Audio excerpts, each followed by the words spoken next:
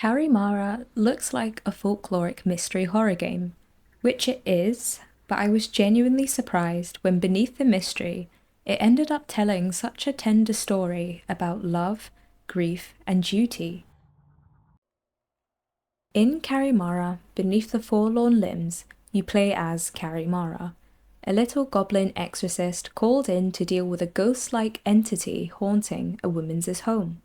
Carimara himself is mute, only able to communicate through cards which you find by interacting with objects in the environment. We experience the game entirely through his lens, a curious and inquisitive little fellow.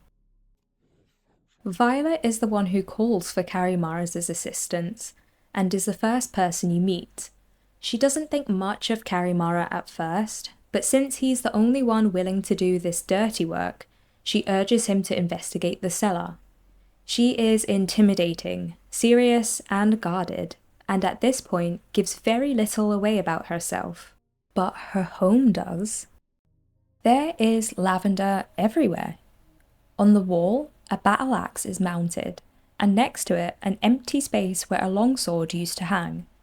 Upstairs, there's a double bed with one side neatly made and lavender placed there. And if you look closely, carved into the bedpost are two symbols again, a battle axe and a longsword. When asked about the axe, Violet reminisces about how a we used to be complementary in battle. The same sparkling aura that surrounds her locked chest also surrounds the ghost entity in the cellar, which Carimara identifies as a Forlorn. At this point, we don't yet have enough information to answer its questions, and after Carimara faints, Violet kindly takes him upstairs to rest. Violet refers to a we a lot. A we that used to make rosehip jam, a we that used to garden, things that Violet doesn't do anymore.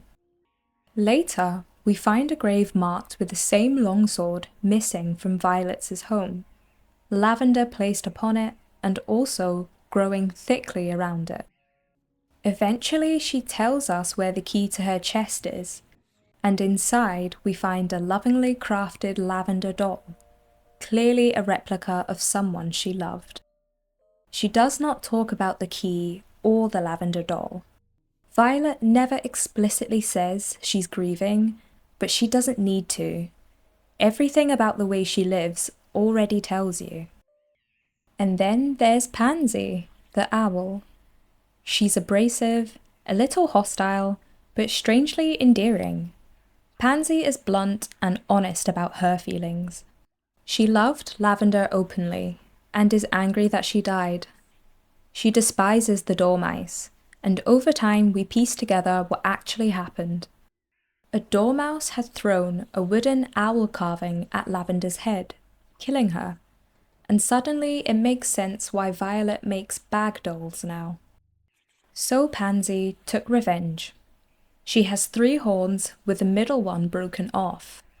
In the shed you can find that horn, still shimmering with Lavender's aura, embedded in the paw of the dormouse that killed her, trapping it until it starved. Pansy is upset that Violet never investigated Lavender's death.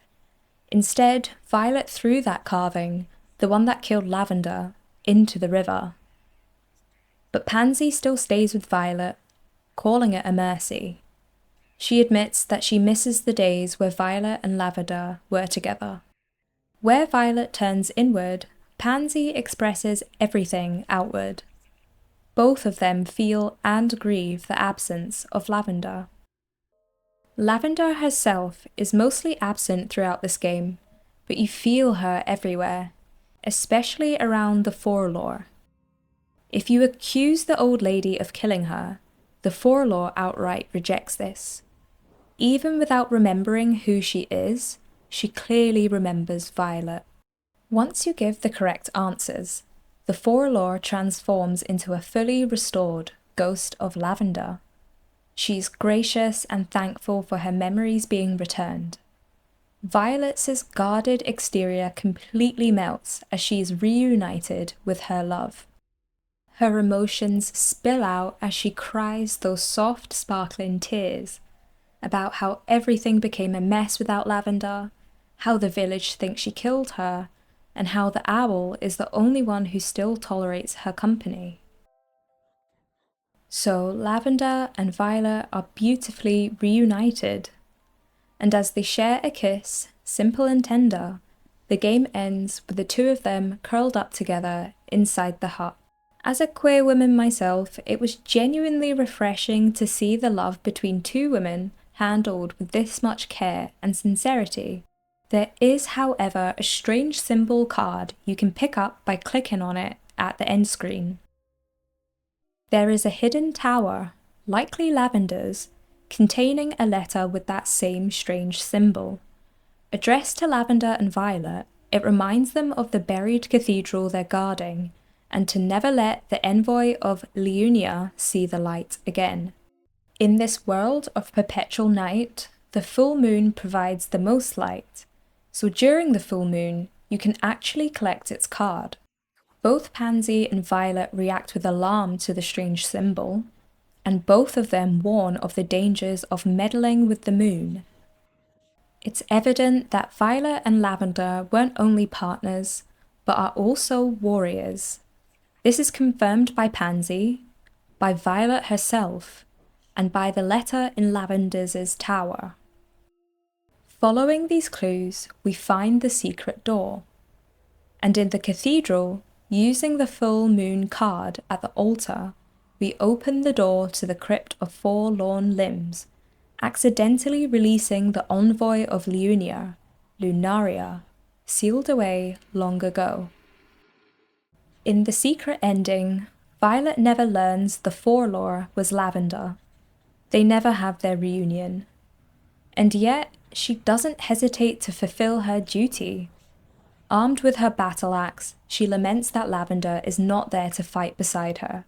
But she's ready anyway, ready to fight alone and prepared to join Lavender early, as Lunaria awakens. I didn't come away from Carimara feeling like I solved it. If anything, the story deepened. But what stayed with me most was the tenderness shared between Violet, Lavender, and Pansy. And honestly, the fact that they're also just badass warrior women. If you made it to the end, feel free to stick around for more videos like this. Thanks for watching.